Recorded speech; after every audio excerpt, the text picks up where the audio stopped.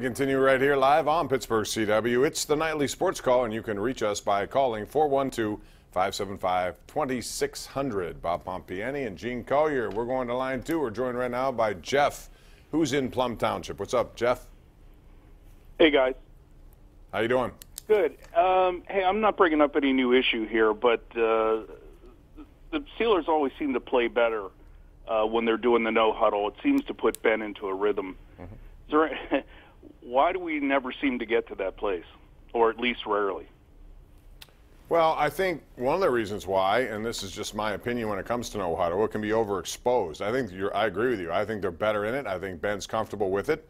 I think, especially if you hit a team with a surprise element as opposed to waiting until you're down and you're forced to do it maybe. But, Gene, I always think that with technology around, and there's a lot of it, for example, dilly. We heard that the other night and became a big topic.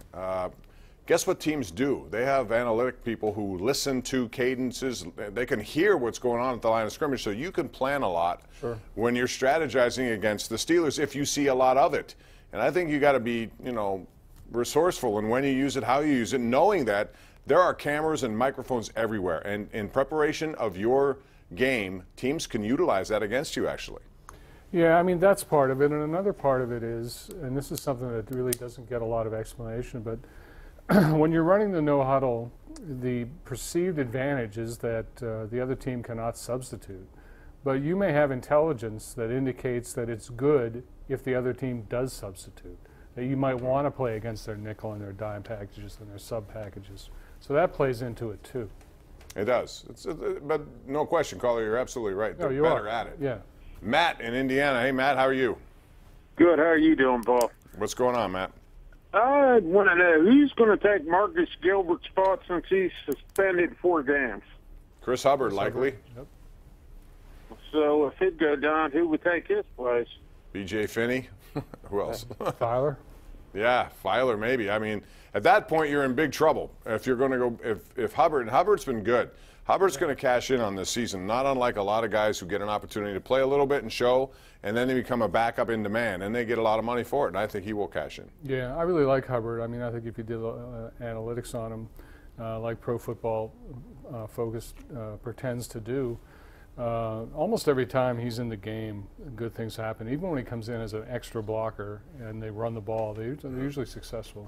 He's been good, and he's versatile. Yeah. He can do a lot of those offensive line positions. All right, line 5 we go. Steve in Beltsuver. Steve, you're on the sports call. Go ahead. Hello, Bob. How are you guys doing? We're good. Good, thanks. I want to say this. The last couple weeks or month or whatever, couple months or whatever, Notre Dame been winning continuously. Don't you think they are? They lost to Miami big time.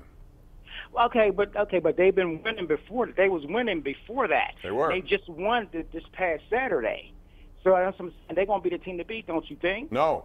Why would they be? Because they've been winning. But they have 2 losses, and they're teams with no losses. So you shouldn't say that Notre Dame is not good at all? That's not what we're saying. We're saying they don't deserve to be. Where do you want them to end up here? Okay, I'm saying, like, don't you think that they're going to make it to the championship? No. You don't think so? No. They can't. It's impossible right now where they're ranked. Because they can't. They, as Gene said, thanks for the call, they've lost 2 and they got pounded in this head-to-head game against Miami. Yeah. There are a handful of teams. They're good. They're a good team. No losses. But they're only going to be 4 at the end of the year. And I still believe Alabama's in no matter what. Auburn can sneak in if they win their last 2, and that would deny Alabama a chance to get to the SEC. I think Miami and Clemson, one of the 2 will knock the other one out. Oklahoma should be in, and Wisconsin might sneak in. Who knows? They're undefeated. They're 11-0, but I don't like their non-conference. Who would be your 4 teams? Alabama, Miami, Wisconsin, and Clemson. So you keep Oklahoma out? I would. You would? That's interesting. I don't know that I'd do that. Let's go to line 4, Dave in Moon Township. Hey, Dave, welcome to the Sports Call. Your point is? My point is, I was wondering if Pat Narduzzi's thinking of tweeting Hill to Pitt tonight because Pitt's down by 41 to Penn State. Is it 41 now? Yeah, I saw it was 29. Yeah, 71 to 30 last I heard. 71 to 30, oh my. Yeah, you got a coach who never admits he made a mistake. He says on Saturday, I called the perfect timeout. Really?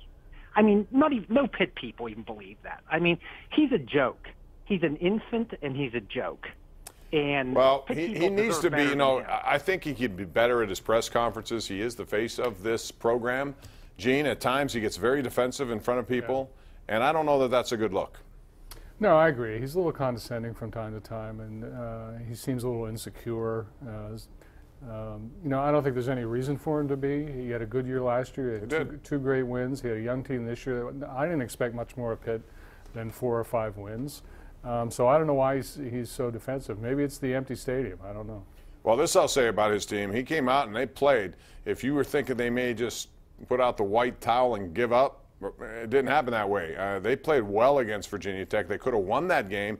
My biggest question about that game and this season is why didn't Kenny Pickett play earlier? They burned his red shirt, and it seemed it took him forever to give him the opportunity to get back in the game. Yeah, I don't really understand the whole quarterback situation there. Ken joins us on line 3. Hey, Ken.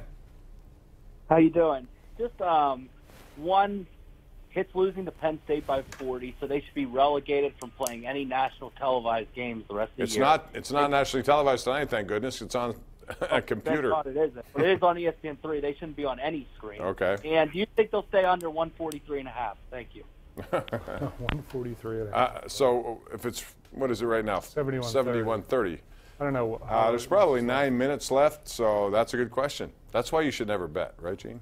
That's why we don't, Bob. No, we shouldn't, because I've seen, as they call them, too many bad beats going on stupid plays. There was a fumble the other day on a desperation lateral play. What game was it? It was an NFL game. And it ended up being a loose ball that a team fell on in the end zone, totally irrelevant of the play, and it ended up pushing. Flip the game. It flipped the game completely. And if you had that bet, you're wondering what is going on. We're going to take a break. Back with more after this.